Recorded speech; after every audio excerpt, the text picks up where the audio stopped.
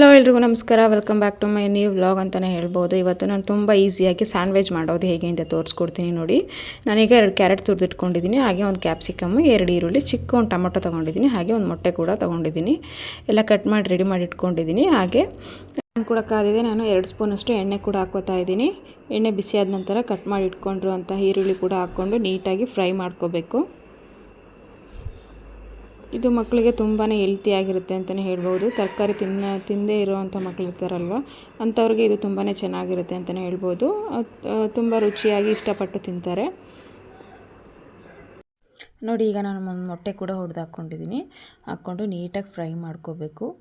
ಈಗ ಮಕ್ಕಳು ಸಾಮಾನ್ಯವಾಗಿ ತರಕಾರಿ ತಿನ್ನೋಕ್ಕೆ ತುಂಬಾ ಬೇಜಾರು ಮಾಡ್ಕೋತಾರೆ. ಹಾಗಾಗಿ ಈ ಥರ ನಾವು ಮನೆಯಲ್ಲೇ ಒಮ್ಮೆ ಟ್ರೈ ಮಾಡ್ತಾಯಿದ್ರೆ ಅವ್ರಿಗೂ ತುಂಬ ಖುಷಿ ಆಗುತ್ತೆ. ಅವರು ಈಗ ಇಷ್ಟಪಟ್ಟು ತಿಂತಾರೆ. ನಾವು ಒಮ್ಮೊಮ್ಮೆ ಸ್ನ್ಯಾಕ್ಸ್ ಬಾಕ್ಸಲ್ಲಿ ಮಕ್ಕಳು ಸ್ಕೂಲ್ಗೆ ಹೋಗೋ ಟೈಮಲ್ಲಿ ಅವ್ರಿಗೆ ಸ್ನ್ಯಾಕ್ಸ್ ಅಂತ ಮಾಡಿ ಕಳಿಸ್ಬೋದು. ತುಂಬಾ ಚೆನ್ನಾಗಿರುತ್ತೆ ಅಂತಲೇ ಹೇಳ್ತೀನಿ.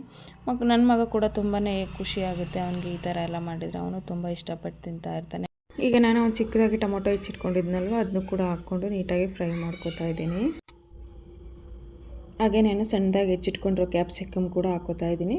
ಹಾಕ್ಕೊಂಡು ಸ್ವಲ್ಪನೇ ಫ್ರೈ ಮಾಡಿಕೊಂಡು ಹಾಗೆ ತುರಿದಿಟ್ಕೊಂಡಿರುವಂಥ ಕ್ಯಾರೆಟ್ ಕೂಡ ಹಾಕ್ಕೋತಾ ಇದ್ದೀನಿ. ಹಾಕ್ಕೊಂಡು ನೀಟಾಗಿ ಫ್ರೈ ಮಾಡ್ಕೋಬೇಕು.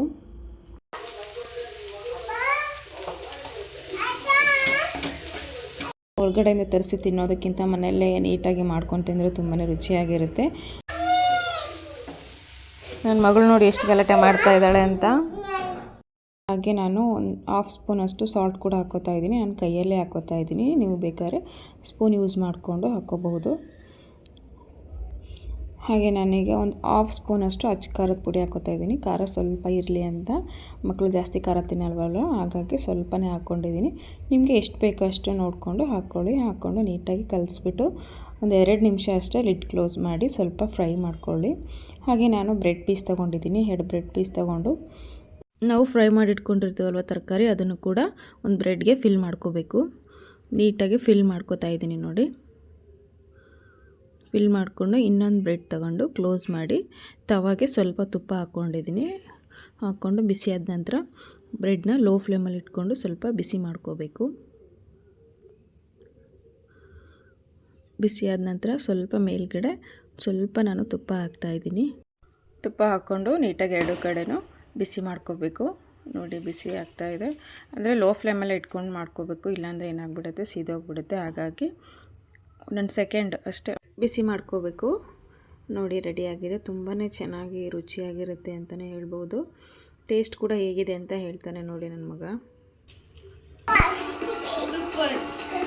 ನೋಡಿದಿರಲ್ವ, ತುಂಬಾ ಚೆನ್ನಾಗಿರುತ್ತೆ ಸ್ನ್ಯಾಕ್ಸು. ಮಕ್ಳಿಗಂದ್ರೂ ತುಂಬಾ ಇಷ್ಟ ಆಗುತ್ತೆ. ನೀವು ಒಮ್ಮೆ ಟ್ರೈ ಮಾಡಿ ನೋಡಿ. ನಿಮಗೆ ಇಷ್ಟ ಆದರೆ ಪ್ಲೀಸ್ ಲೈಕ್ ಮಾಡಿ, ಸಬ್ಸ್ಕ್ರೈಬ್ ಮಾಡಿ. Thank you.